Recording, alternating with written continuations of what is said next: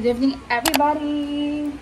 Welcome back to my channel. At nandito naman tayo nagbo-vlog for today's video. So ngayon, pupunta kami sa Ilocos. We're going to go there for 3 days and 2 nights. And para lang siyang joiners. Pero joiners siya in the sense na yung inano namin is like travel agency. It's supposed to be joiners, pero since marami kami, naging private tour na siya. So, yeah. Nag-ayos na kami ng gamit. Parang feeling ko dala-dala ko na lahat ng gamit ko, no? So, ayan. Pupunta lang kami sa, magkikita kami sa McDo. And then, gora na sa Ilocos. So, let's go. So, gagawin nyo lang, mag-enjoy. Ang gagawin nyo lang po sa unang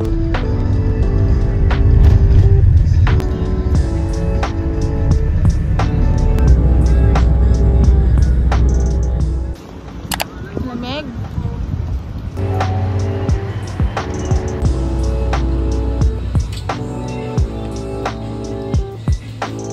Let's get some Coke. Let's get this one.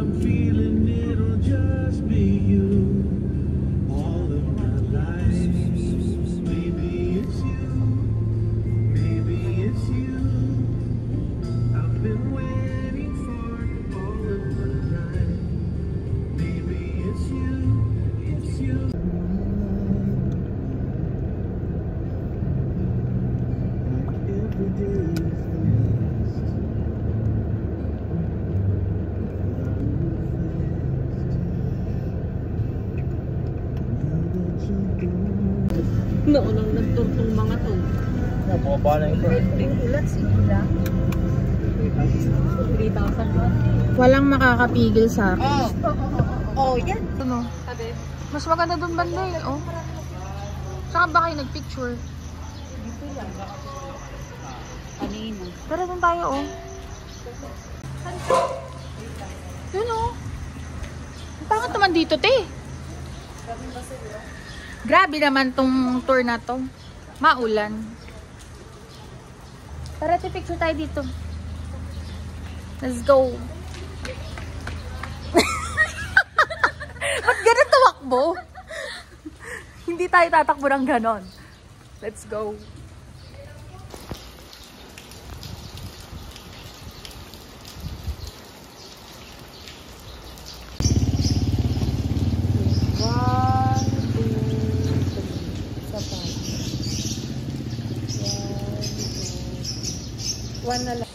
Talaga namang sinusubok tayo ng ulan. Ang forecast isang buong week ang ulan. Pipicture na pala kayo, di kayo nagsasabi. Ang layo na nalakad ko. Picturean.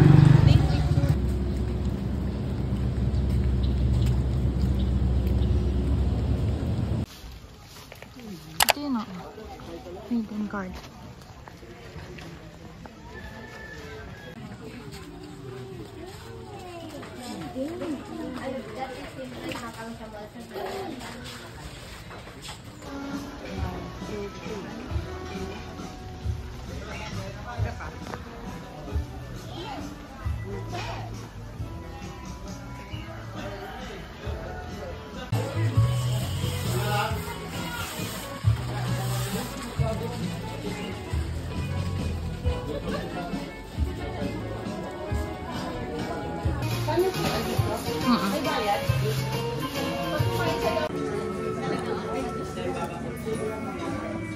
siya nauuro.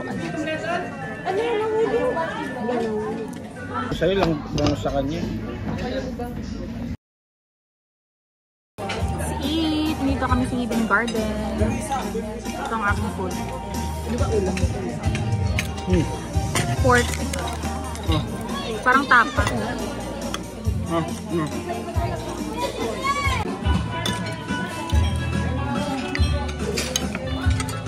Binigay ko na kaya sit down. Yung ganito eh.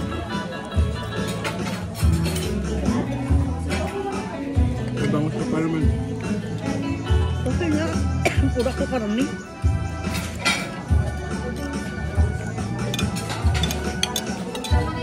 Picture.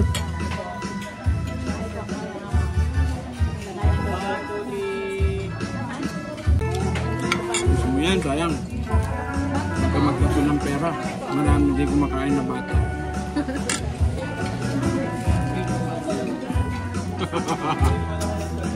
Baka hindi daw niya ubusin.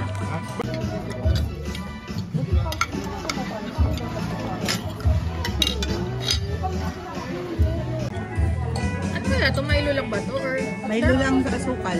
matamis? Sarap. Ilagay na maraming asukal eh. Sarap na eh. Natutunan ko sa Palawan yun eh. Ngayon ko yung binigay sa aking ulam. Kakain pa ako ng pancake. Gusto ba? Akin na. Nangihinaya ako sa binayad ko. Ay, ikaw ba nagbayad yan? Ang babayad yan eh. Salamat sa grasya naman. Ikaw din nagbayad nito? Oo. Lahat yan. Akala ko kasi sinasabi niya kaninang hati kami sa ano. Akala ko hati kami sa isang plato. So sabi ko, ha?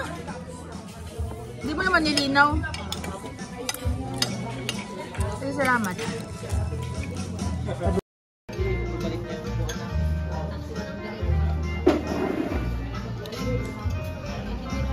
Asan si Siki Boy? Dito. Dadalhin ko pa ba to? Ikaw, galing mo. Sayang naman, magkakalat lang tayo.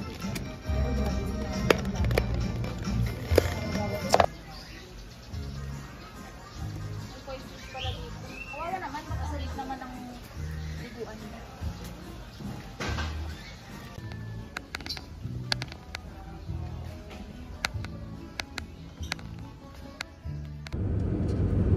Reports, where are you? Hindi ko pa naman din ito gamay.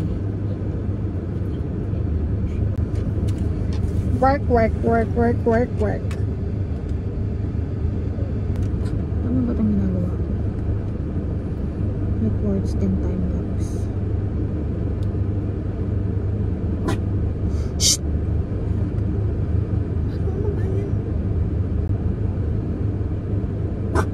No! Shut up! Shut up, Siki Boy. Asan ba siya? Bakit ba? Andito naman ako ah. Oh, wait ka lang dyan. Sige natin. Dali natin. Uy, mamaya tinatawag na tayo. Wala. Ay! Ayan, Tin. Kita na? Wala, ang daming Hi! Hi! Mama? Papa. Yun ba yung sinasabi niya? Ano? Wala kang sinasabi, be? Dear ka ba? Ay, USA? USA? Hey, come here! Ay, ang dami pala nila dun, oh. Duwag. Oo nga, ganun talaga. Wala kating magagawa kasi lahat yan. Kalat siya. Magagawa. Mahal mo na. Eh, ba't? Tama ba lahat? Hi! This video. Ah, video ba? Video yan. For the YouTube. Ay, sorry, uncle. Nauntog siya.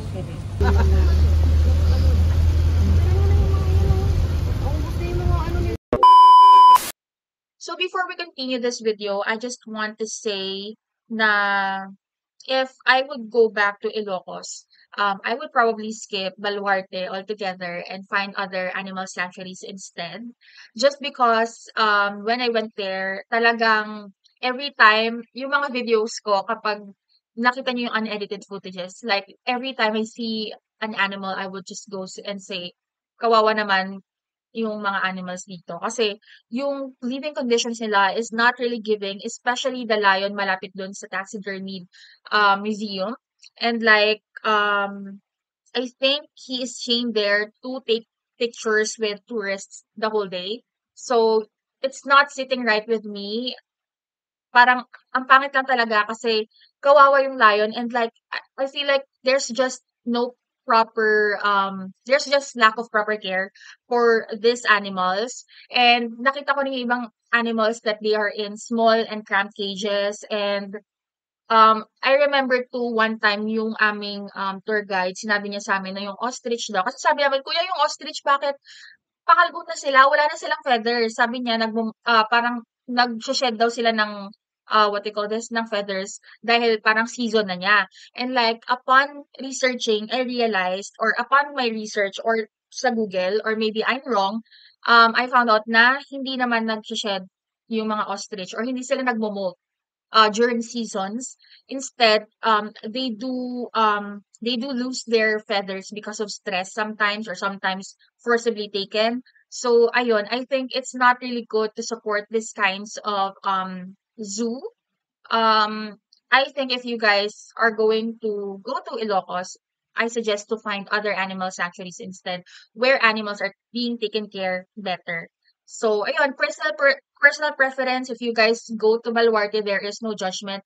But like personal preference, and I just want to get it out there, na I don't really want, or I don't really like the Baluarte Zoo. And even though I went there 2 times already, one time way before and then recently, I think nung before hindi ko masyadong nakikita yung living conditions ng mga animals doon. But now I've seen it.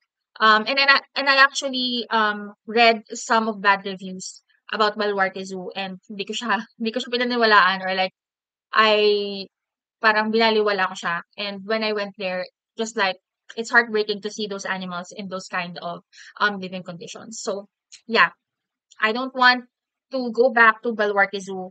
The living conditions of the animals is not really good. So personal preference. So yeah. Kangaroo? Kawawa naman, mag-isa lang siya.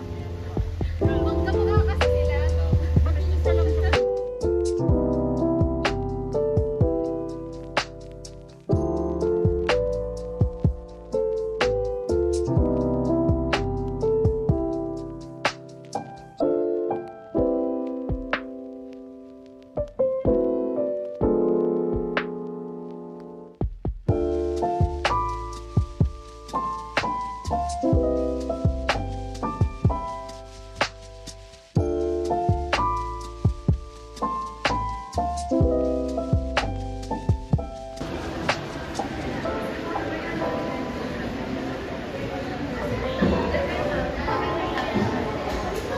Pinagbawalan nila.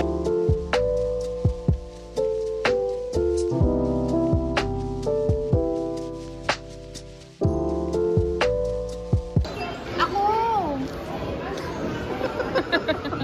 You should, film me. Ganda oh.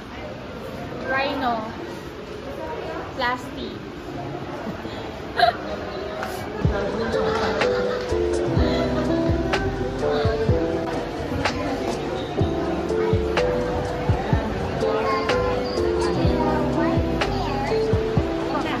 Umalis na.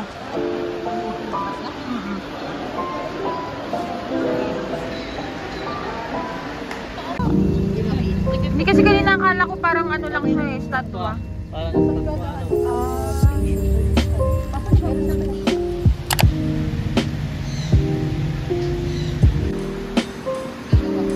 Gusto ko.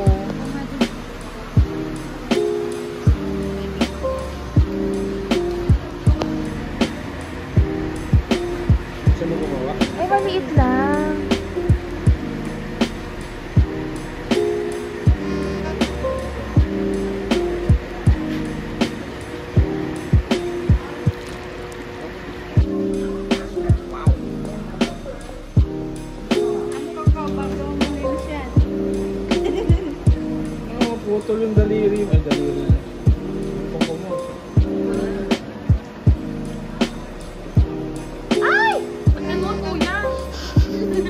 magbigay.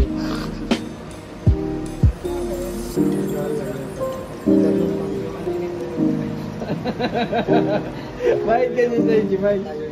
Iwanan.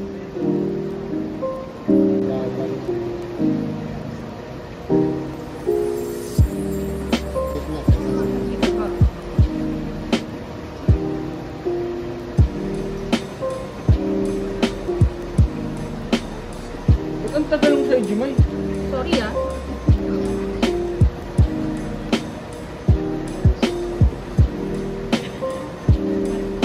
Naway na yan.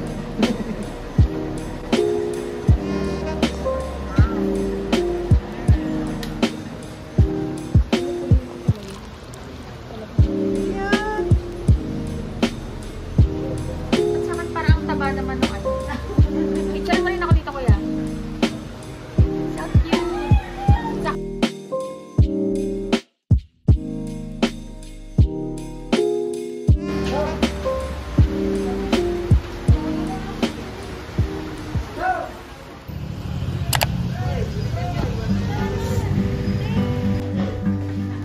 Yan naman picture ba? Staring at the top, I still haven't washed my machine. I still smell you in the bed you used to rest your head. How the hell am I supposed to sleep? Ito, limitang pala to eh. My face on deep. Hindi tama ng mga tao ba? Change like the season. Ang hirap naman na napili nating araw. It's raining hard. Sana makapag-ano pa tayo. Sand dunes. I wish I didn't wanna stay. I wanna wear a sweater and not break down in my room. 'Cause there's nothing sweeter than the bitter taste of you.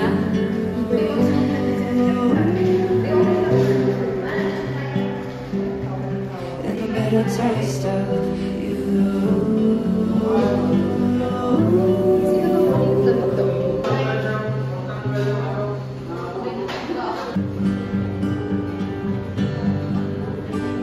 Now I'm drunk on Chardonnay that I bought for our picnic day, and we never got to drink it. So I'm writing what I'm thinking you could have told me sooner. I was sure that it was me. You used to want to hold me close, you used to want all of me. What's the reason for your tears, and what's the reason for your fears? In my mind I'm kissing you, oh and my dog she misses you. Can we face on deep?